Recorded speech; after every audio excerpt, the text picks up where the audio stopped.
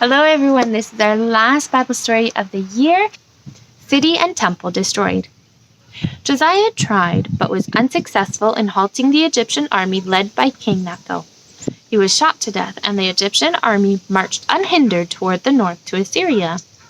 We have told you that Josiah died on the way to Jerusalem and was buried with honor by his subjects. After the funeral, the people made Jehoahaz, the son of Josiah, king. He did not reign long, only 3 months. During these 3 months, he did what was evil in the sight of the Lord. He was a wicked king.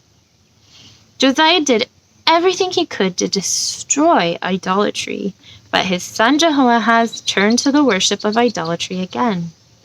Didn't the people warn their king against it? No, sad enough, they did not. Didn't they solemnly promise Josiah their king that they would worship the Lord? Yes, that is true, but they only made that promise with their lips. They did not do it with their whole hearts. They did it only to please Josiah their king. Now that Josiah is dead and Jehoahaz is willing to worship the idols, they too agree. Yes, they help their sovereign, and at the end of these 3 months, the idols being worshipped in all places. Within 3 months, smoke again rises from the altars which stand around the country. These offerings are brought in honor to the idols. How terrible, isn't it? By this they insulted the Lord, and they should be the cause of much misery that shall overcome them. Now who must reign over Judah and Benjamin? Will the people choose another monarch? No, they may not do so. The king of Egypt gives the Jewish nation a new king. Jehoahaz had no children. Therefore, Jehoiakim, another son of Josiah, and a brother to Jehoahaz, has the crown set upon his head by the Egyptian king. Jehoiakim reigned 11 years over Judah and Benjamin.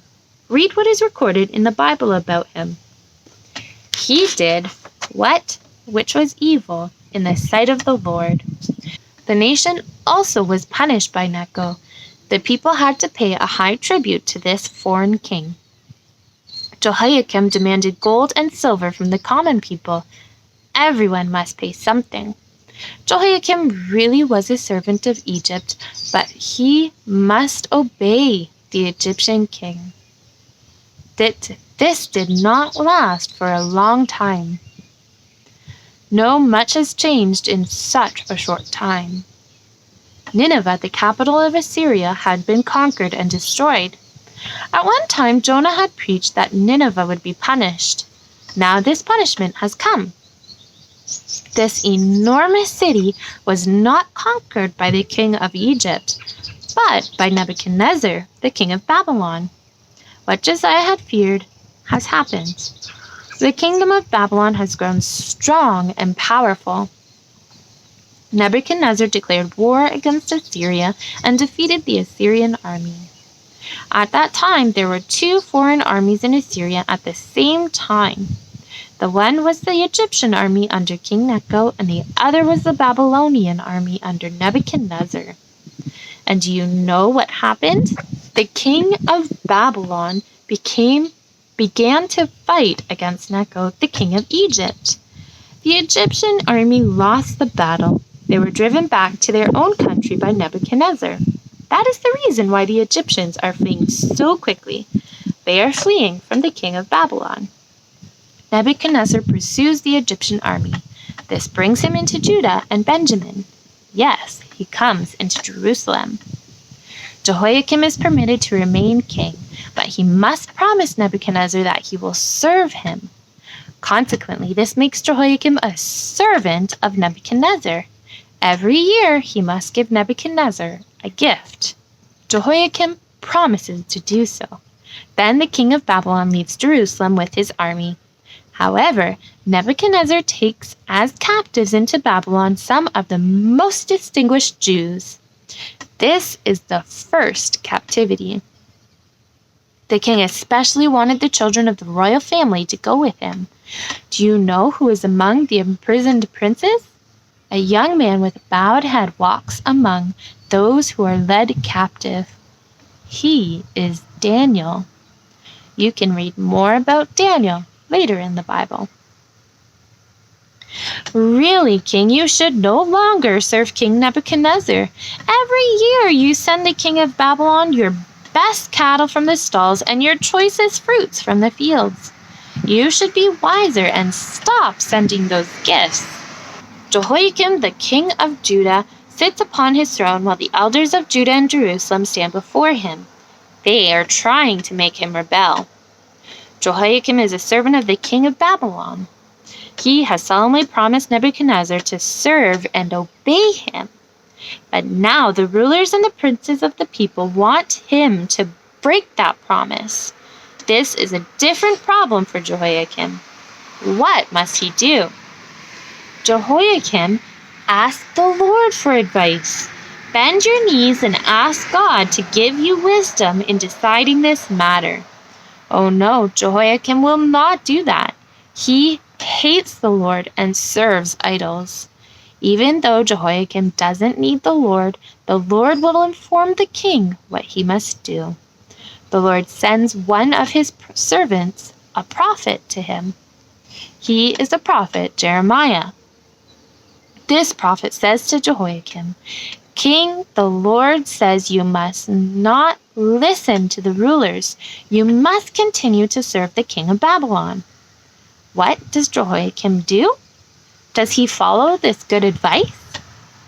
No, he does not listen to the word of the Lord. He does what the leaders of Judah advise him to do. He will no longer serve the king of Babylon. He agrees with these rulers.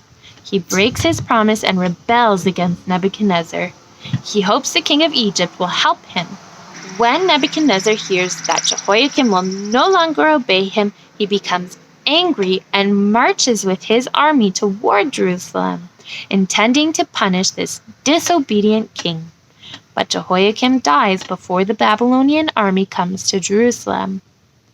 Some people say Jehoiakim was slain in battle, but we cannot say because God's word is silent about it. This we do know, that he was not buried honorably. He did not receive a kingly burial. We know this from Jeremiah 22, verse 19. This was prophesied by Jeremiah. This punishment came upon him because he would not listen to the word of the Lord. The gates of Jerusalem are opened, and a large procession of people leave the capital. They are not cheerful. They walk with bowed heads. Many tremble. Just look and see where they are going. Thousands of tents are pitched in a large circle around the city, and many soldiers walk among these tents. They are not friendly soldiers. They are Babylonian soldiers. With his enormous army, Nebuchadnezzar has laid siege around Jerusalem. He intends to punish the disobedient Jehoiakim and his subjects because they have rebelled against him, the mighty king of Babylon.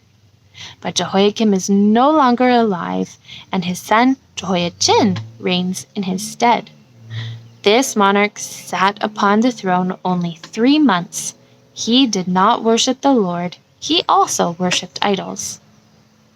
Jehoiachin is taken a prisoner, and the army of Babylon enters Jerusalem.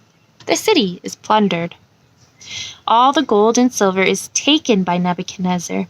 Jehoiachin can no longer be king. Nebuchadnezzar does not trust him.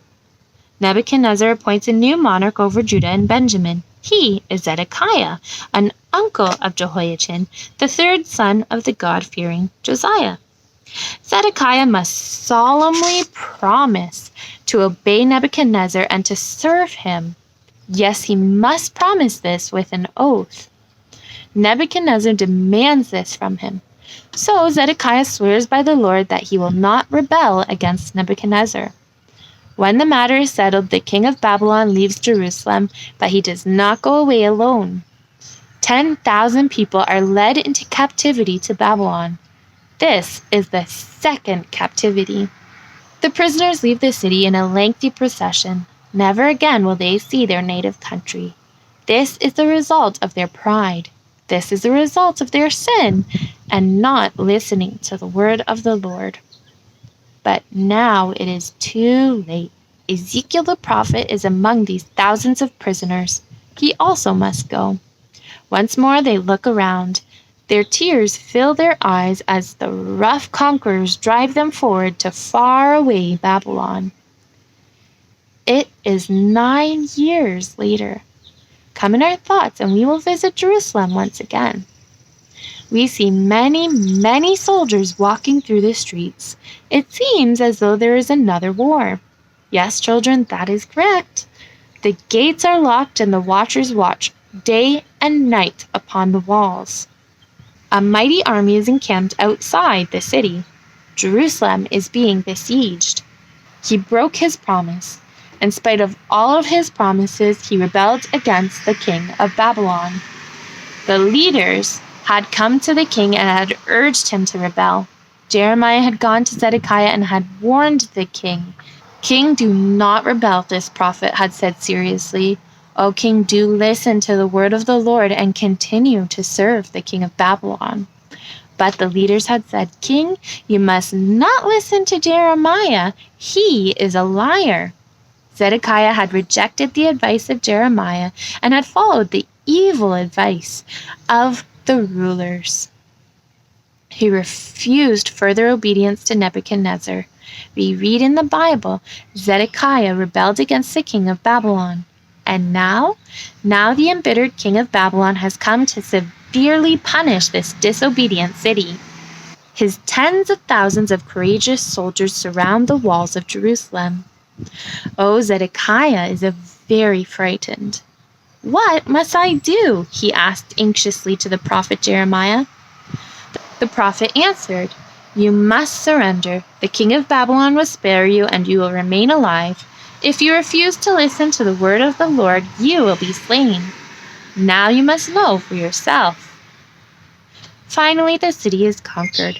King Zedekiah and the soldiers who still are alive secretly flee out of the city during the middle of the night. They hope to make their escape in the dark. However, the Babylonian soldiers soon notice what is taking place. They pursue the king. They overtake and capture him in the plains of Jericho near Jordan. His wives and children also fall into the hands of the embittered Babylonians.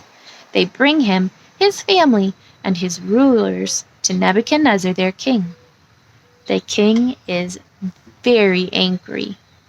You have deceived me, Nebuchadnezzar roars. You promised with an oath that you would serve me, but you have shamefully broken your promise. The general of Nebuchadnezzar plunders and destroys Jerusalem. The temple is plundered too. The 2 brass pillars which stood at the entrance to the house of the Lord, the brazen sea, the 12 oxen upon which the brazen sea rested, and all of the vessels of God's house are taken and carried away. Yes, they take everything which has any value, no matter what it may be. When the temple is finally rifled of everything, this beautiful building is set afire. The roaring flames leap higher and higher, and soon this magnificent temple, once built by Solomon with so much care, is a large sea of fire.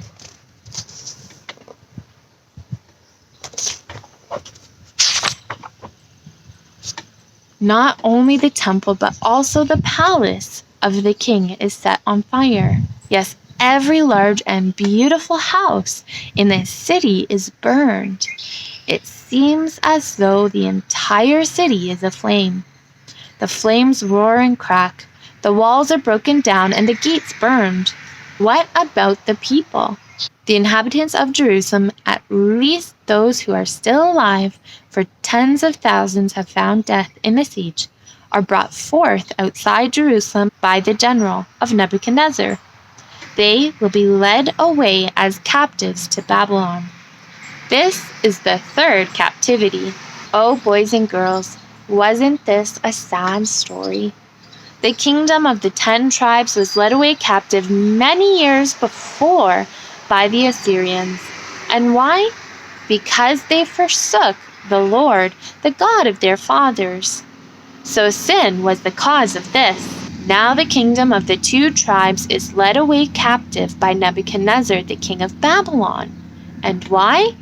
Because they forsook the Lord, the God of their fathers. So here too, sin is the cause of it.